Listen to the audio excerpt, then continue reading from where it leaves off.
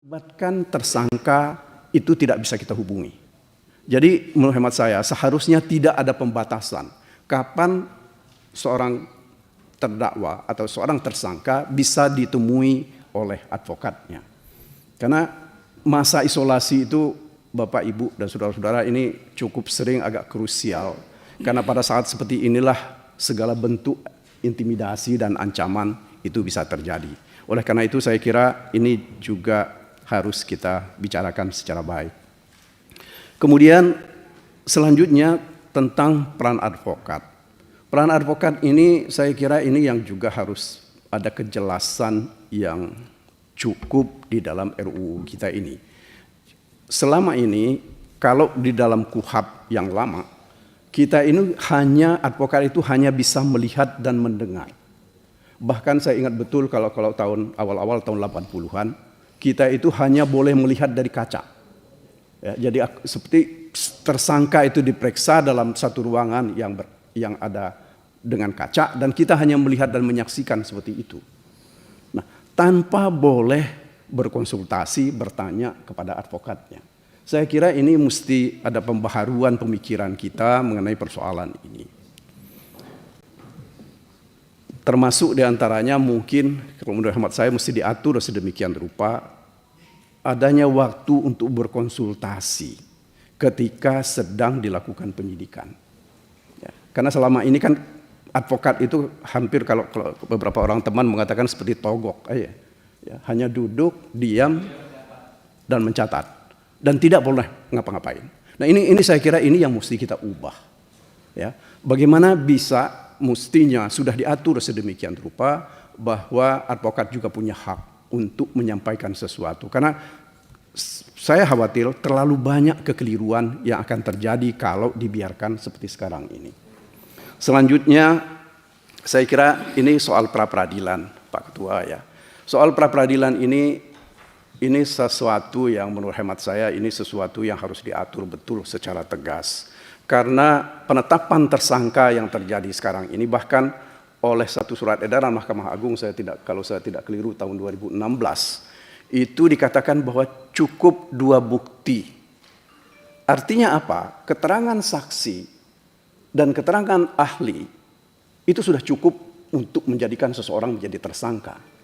Padahal kalau kita lihat secara baik, pertanyaan pokoknya adalah apakah seseorang menjadi tersangka itu harus ada perbuatan yang merupakan delik inti dari pasal yang dipersangkakan.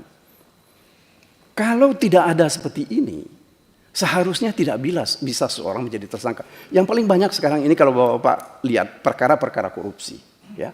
Perkara-perkara korupsi itu cukup sekarang ini apakah yang dilakukan oleh KPK atau Kejaksaan Agung, cukup ada saksi dan ada ahli. Ahli ini bukan ahli keuangan negara, tetapi ahli manajemen misalnya. Ahli manajemen ini hanya ditanya apakah menurut dia ya, kalau transaksi seperti ini akan merugikan atau tidak. Ya, orang manajemen ini bisa saja bilang ya ini kemungkinan rugi itu akan terjadi. Nah, padahal kalau kita lihat beberapa putusan Mahkamah Konstitusi, ya, bahwa kerugian keuangan negara itu harus nyata dan pasti. Nah ini juga saya kira yang harus kita coba lihat. Makanya saya di dalam banyak kesempatan selalu mengatakan bahwa bukti permulaan dalam menetapkan seseorang menjadi tersangka itu bukan dia harus substansial, ya, dan juga relevan dengan unsur pasal yang dipersangkakan. Ya, kalau orang dituduh korupsi harus ada kerugian keuangan negaranya. Minimal itu ada bukti permulaannya. Nah ini saya kira yang juga Bapak dan Ibu yang harus kita coba lihat secara baik. Kemudian selanjutnya mengenai sidang online. Ini saya kira sesuatu yang saya tidak tahu apakah kalau dalam perkara perdata sekarang sudah cukup banyak dilakukan. Begitu juga misalnya dalam perkara pidana ketika masa COVID kemarin kita sidang online itu bisa kita lakukan di mana tersangka atau terdakwa misalnya berada di LP, penasihat hukum bisa ada di kantor atau ada di ruangan pengadilan. Ini saya kira mesti ada pengaturan lagi.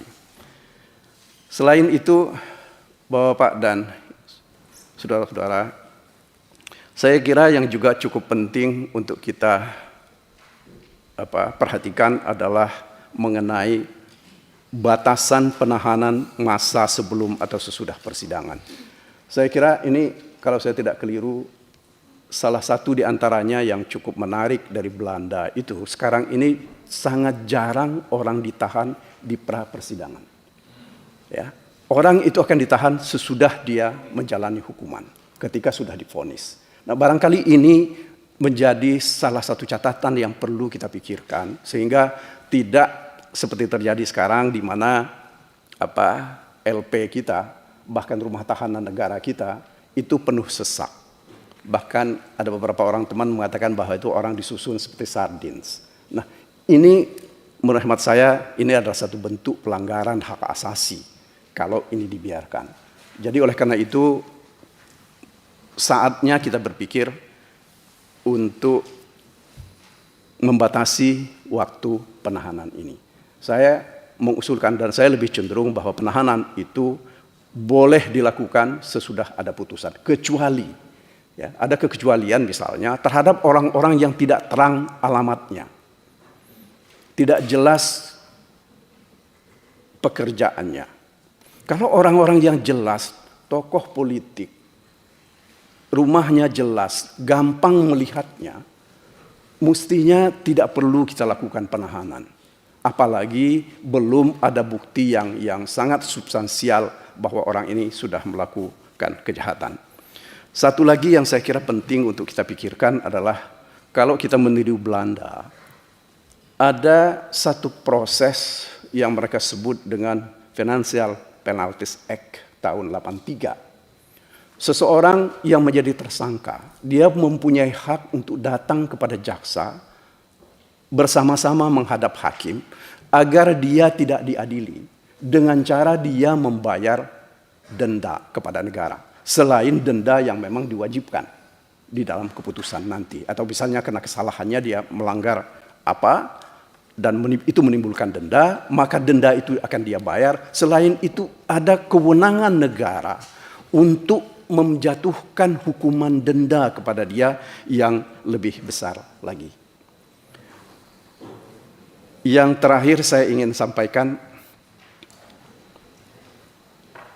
adalah pilihan kita terhadap saksi mahkota atau justice kolaborator. Kita di dalam praktek hukum kita sekarang kita sudah mengenal apa yang kita sebut justice kolaborator, bahkan itu sudah diatur oleh Mahkamah Agung, begitu juga oleh kejaksaan, bahkan tentu saja aturan-aturan tertentu terkait dengan LPSK. Jadi saya kira pilihan kita di dalam RUU KUHP ini, apakah kita sebut nanti justice kolaborator atau dia akan jadi saksi mahkota.